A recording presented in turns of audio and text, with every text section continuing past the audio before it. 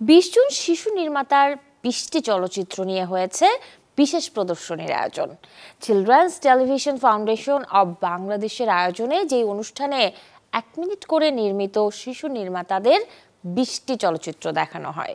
শনিবার সন্ধ্যায় রাজধানীর বিশ্ব সাহিত্য কেন্দ্রে হয়েছে ভিন্নধর্মী এই আয়োজন।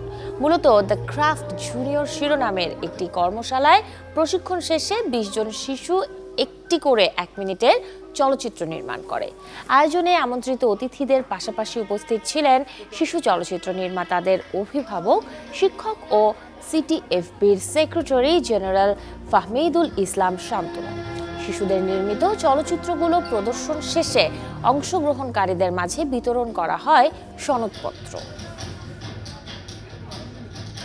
সম্পূর্ণ স্বাধীনতা আমার ছিল যে আমি ডাইরেক্ট করব পুরোটা ক্যামেরা, আমি লিটারালি ক্যামেরা ধরছি, ক্যামেরা কিভাবে অ্যাঙ্গেল করব, আমি পুরো ডাইরেক্টরদের মতো অ্যাকশন বলা, এটা বলা আমার জন্য অনেক বড় কিছু ছিল। 59 সেকেন্ডে ফিল্ম তৈরি করা, যেটা আমরা 5 দিনে করেছি।